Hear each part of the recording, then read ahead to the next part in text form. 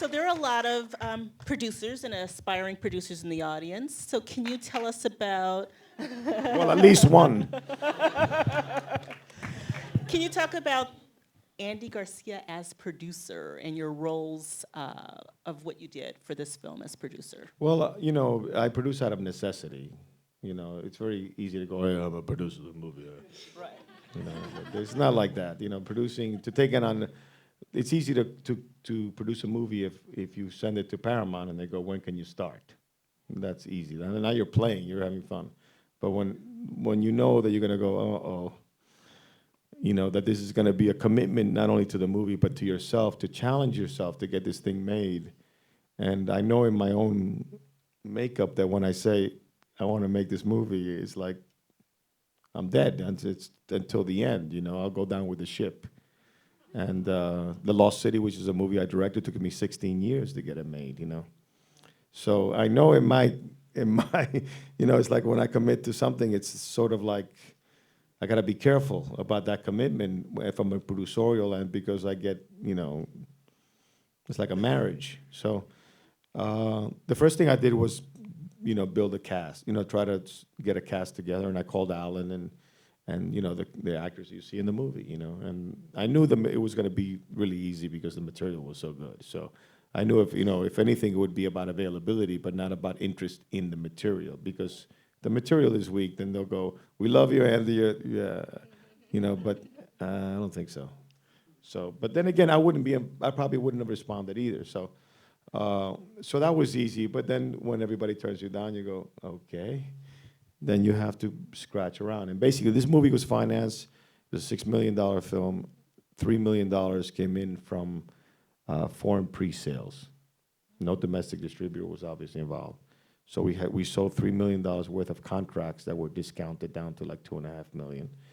We had $3 million in equity from private investors that were, people who enjoyed the material, they believed in it.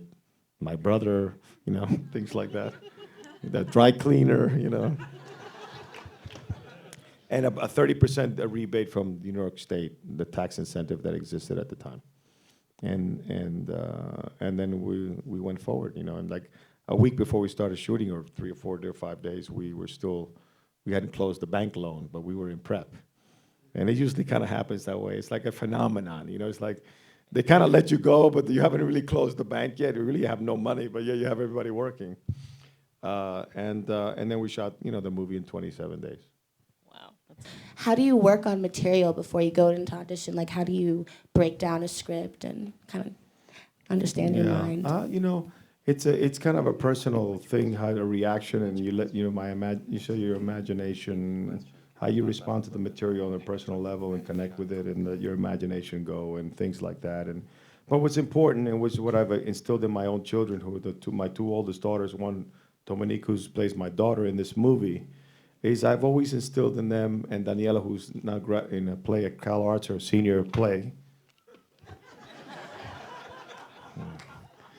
Yeah. Well, anyway. Is that I felt that, the audition process is terrible. It's a terrible thing, and it took me a while to kind of get a handle on how to make that work for you, I mean, my early auditions were very embarrassing, not unlike Vince in this movie.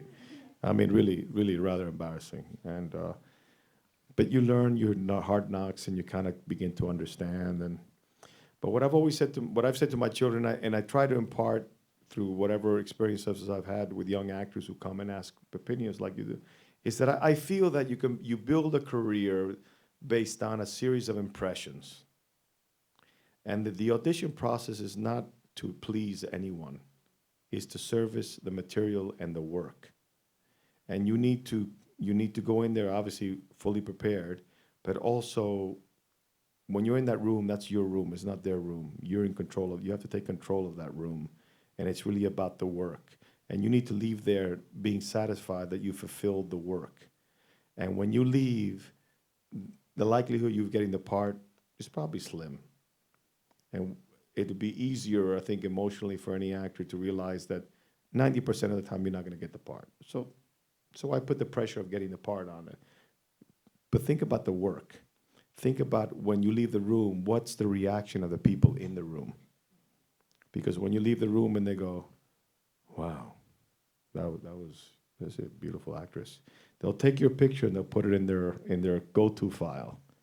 And through the commitment of your time and through the years that you build those series of impressions, one day you get a call and they say, I just got an offer for you to play from that casting director that you've auditioned 4 times for. Or they'll call you in for something based on something you did, and this time you actually are the one that's going to get the part because you're what they're looking for. A lot of times there's other factors that have nothing to do with the work that you do, but it's what you look like, there's another name involved, or they gave it to a name, or all these things. But what you can control is your work and the power of your work. And you need to create in the audition process, as we need to create in our movies, resonance. And it's all about resonance. And resonance will build a career.